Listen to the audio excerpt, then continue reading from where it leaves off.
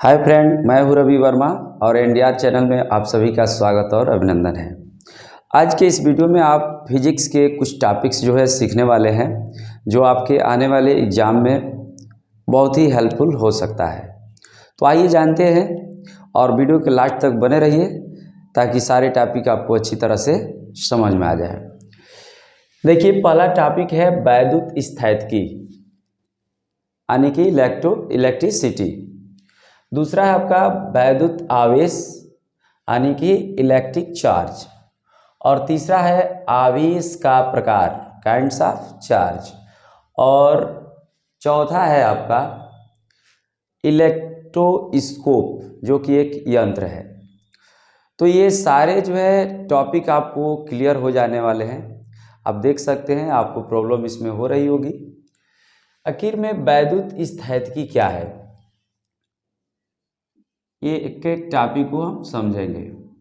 वैद्युत स्थैतिकी, इस वैद्युत स्थैतिकी का मतलब है कि यह भौतिक विज्ञान का एक पार्ट है जिसमें हम स्थिर आवेश, जैसे आवेश कोई है,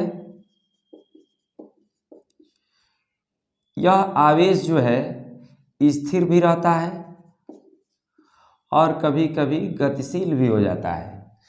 तो जब हम स्थिर रहते हुए आवेश के बारे में स्टडी करते हैं, यानी कि चार्ज कहीं पर रुका हुआ है, वो उसमें कोई मूवमेंट नहीं है, कोई गति नहीं कर रहा है, तो इस तरह के आवेश के बारे में जो हम स्टडी करते हैं इसको कहते हैं वैद्युत स्थैतिकी। जैसे मान लीजिए 4 कूलाम का चार्ज है जो कहीं पर अस्थायी रूप से रुका हुआ है, उसमें कोई मूवमेंट नहीं हो रहा है, यानी कि गति नहीं हो रहा है। तो हम उसके बारे में जो भी चीज़ें समझेंगे, जानेंगे और स्टडी करेंगे उसके बारे में, वह सब वैद्युत स्थैतिकी कहलाता है। तो वैद्युत स्थैतिकी क्या है? तो स्थिर आवेश के बारे में जानना, समझना, अध्ययन करना वैद्युत स्थैतिकी कहलाता है। वैद्युत स्थैतिकी में आप जितनी भी चीज़ें पढ़ते हैं वह निश्चित रूप से हम कह सकते हैं कि किसी भी चार्ज को स्थिर रखकर उसके बारे में स्टडी किया जा रहा होगा। दूसरा टॉपिक आपका है वैद्युत आवेश। वैद्युत आवेश, इलेक्ट्रिक चार्ज ये क्या है? तो इसके बारे में बहुत से तथ्य है। ऐसे छोटे छोटे उपाय में मैं समझाने का प्रयास कर रहा हूँ वैद्युत आवेश क्या है। जैसे इस संसार में कुछ ऐसे पदार्थ मिले जिनको जब आपस में रगड़ा गया तो वो एक दूसरे को आकर्षित या प्रतिकर्षित का गुण ग्रहण कर लिए। जैसे आप देख सकते हैं शीशा, आप समझ सकते हैं शीशा और रेशम आप समझ सकते हैं, रेशम भी एक पदार्थ है। इस शीशा को जब रेशम पर रगड़ा गया तो इसमें शीशे में आकर्षण या प्रतिकर्षण करने का गुण आ गया। शीशे को रेशम पर रगड़कर जब शीशे के पास छोटे छोटे कागज के टुकड़े वगैरह लाया गया तो उसको ये अपनी ओर आकर्षित करने लगा था। इससे प्रभावित होकर वैज्ञानिकों ने बताया कि दुनिया में कुछ ऐसे पदार्थ हैं जिनको आपस में रगड़ने से उसमें आकर्षण या प्रतिकर्षण का गुण आ जाता है। तो ऐसी स्थिति में कहते हैं कि ये वस्तुएं क्या हो गई? आवेशित हो गई, चार्ज हो गई। तो इसे हम चार्ज की कल्पना कर सकते हैं कि आखिर में ये चार्ज है क्या। तो जब विभिन्न वस्तुओं को आपस में रगड़ा जाता है तो उसमें आकर्षण या प्रतिकर्षण का गुण आ जाना ही वस्तुओं का आवेशन कहलाता है कि वो वस्तु आवेशित हो गई। यहाँ तक कल्पना की गई इस बात की कि आवेशित वस्तु क्या है।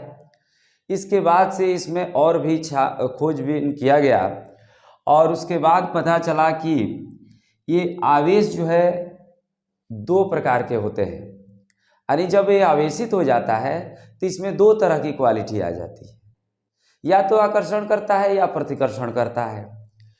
तो कुछ वस्तुएं जो आकर्षित या प्रतिकर्षित कर रही थी उनके नाम रखे गए, जैसे ये जो है शीशा को कहा गया कि ये पॉजिटिव हो गया और रेशम को बोला गया कि यह निगेटिव हो गया। इस तरफ से नींव डाल दी गई आवेश का कि आवेश जो है दो प्रकार के होते हैं, पॉजिटिव आवेश और निगेटिव आवेश। पॉजिटिव आवेश शीशा हुआ और निगेटिव आवेश रेशम हुआ। फिर इसके बाद जो है स्टडी किया गया कि आखिर में इसको पॉजिटिव कहा गया, इसका क्या कारण है, इसको निगेटिव कहा गया, इसका क्या कारण है। गहन अध्ययन के बाद ये पता चला कि जब वस्तुओं को रगड़ा जाता है तो इसको आवेशित होने का मुख्य कारण इलेक्ट्रॉन है।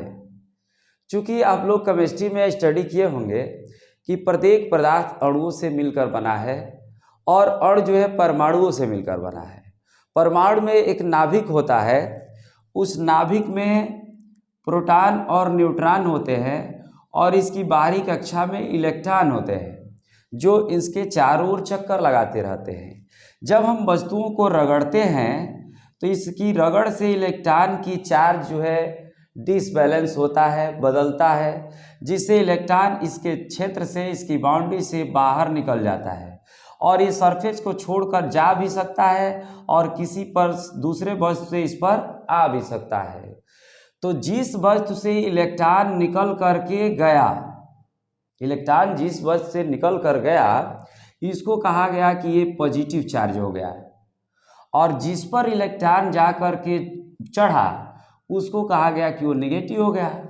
ऐसा इसलिए कहा गया क्योंकि इलेक्ट्रॉन पर निगेटिव चार्ज होता है, वो भी 1.6 इंटू 10⁻⁻19 कूलम का। तो इस तरह से इसकी खोज बाद में हुआ। पहले तो ये पता चला कि भाई ये आखिर में पॉजिटिव और निगेटिव होते क्यों हैं। तो इसका कारण हमें आशा है आप लोगों को पता चल गया होगा कि जिस वस्तु से इलेक्ट्रॉन निकलते हैं वो पॉजिटिव हो जाता है और जिस वस्तु पर इलेक्ट्रॉन चढ़ते हैं वह निगेटिव हो जाता है। अब इस इलेक्ट्रॉन के निकलने और चढ़ने से क्या इफेक्ट पड़ा समझते हैं। जब इसमें से इलेक्ट्रॉन निकला तो कुछ इसका मास जो है, द्रव्यमान जो है कम हो गया, क्योंकि इलेक्ट्रॉन का मास होता है 9.1 इंटू 10⁻31 kg।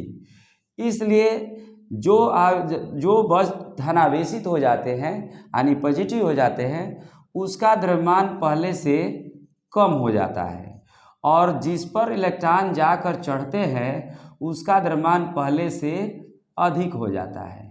तो आपसे ये पूछा जाए अगर कि एक वस्तु जब आवेशित हुई तो वो पहले से हल्की हो गई तो उस पर कौन सा चार्ज है, तो आप सोच सकते हैं हल्की हो गई यानी कि इलेक्ट्रॉन निकल कर इस पे से चला गया होगा, यानी कि पॉजिटिव आवेश हो इस पर उत्पन्न हो गया होगा। और जिस वस्तु पर इलेक्ट्रॉन गया होगा वह जो है भारी हो गया होगा, द्रव्यमान उसका बढ़ गया होगा और ऋणावेशित हो गया। इस प्रकार धनावेशित वस्तु का द्रव्यमान कम और ऋणावेशित वस्तु का द्रव्यमान बढ़ जाता है। और धनावेशित और ऋणावेशित होने की बेस आपको पता चल गया होगा कि कैसे हम जानेंगे कि ये आवेशित जब होता है कोई वस्तु तो कैसे पॉजिटिव और निगेटिव होता है। ठीक है, तो इस तरह से वैद्युत आवेश की कल्पना की गई। और इस सबसे बड़ी चीज़ है कि इस आवेशों का नामकरण जो है अमेरिकी वैज्ञानिक के द्वारा किया गया, जिसको सबसे पहले उन्होंने बोला धनात्मक आवेश और ऋणात्मक आवेश। ऋणात्मक आवेश, इस प्रकार हम इस बात को समझ सकते हैं कि आवेश जो है क्या होता है और आवेश कितने प्रकार का होता है और इस तरह पॉजिटिव आवेश होने से क्या इफेक्ट पड़ता है।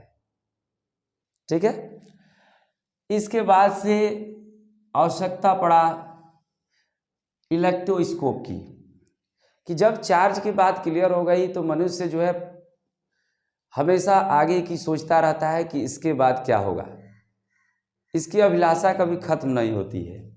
इसलिए आवेश का प्रकार और इसकी सारी कारण जानने के बाद मनुष्य ये सोचने लगा कि भाई किसी वस्तु पर आवेश आया तो आखिर में इसका क्वांटिटी कैसे निर्धारित किया जाए कि कितना आवेश उस पर है। तो इसके लिए एक यंत्र की खोज हुआ जिसका नाम है इलेक्ट्रोस्कोप। इलेक्ट्रोस्कोप जो है किसी भी वस्तु के पर आवेश की उपस्थिति की जानकारी देता है कि इस पर कितना आवेश है और कैसा आवेश है। तो आप समझ सकते हैं इलेक्ट्रोस्कोप क्या है। तो इलेक्ट्रोस्कोप एक ऐसा यंत्र है जिसकी सहायता से हम किसी वस्तु पर उपस्थित आवेश की मात्रा और प्रकृति को समझ सकते हैं। तो हमें आशा है आप लोगों को ये सारे टॉपिक क्लियर हो गए होंगे। वैद्युत स्थैतिकी क्या है, वैद्युत आवेश क्या है और वैद्युत आवेश कितने प्रकार का होता है और इलेक्ट्रोस्कोप क्या है। तो इस तरह की कुछ वस्तुएं आप जो है सर्च करने की कोशिश कीजिए कि कौन सी वस्तु को किस पर रगड़ने से कौन वस्तु किस चार्ज को ग्रहण करता है। जैसे मैंने बताया कि शीशा और रेशम को रगड़ने से शीशा पर पॉजिटिव और रेशम पर निगेटिव चार्ज हो जाता है। तो हमें एक दो और वस्तुएं आप बताने का काम करें और कमेंट में ज़रूर इस बात को लिखें और वीडियो अच्छा लगा हो तो शेयर करें और नेक्स्ट वीडियो के लिए इंतज़ार कीजिए और इस चैनल को सब्सक्राइब कीजिए ताकि आप तक हर वीडियो पहुंच सके। धन्यवाद।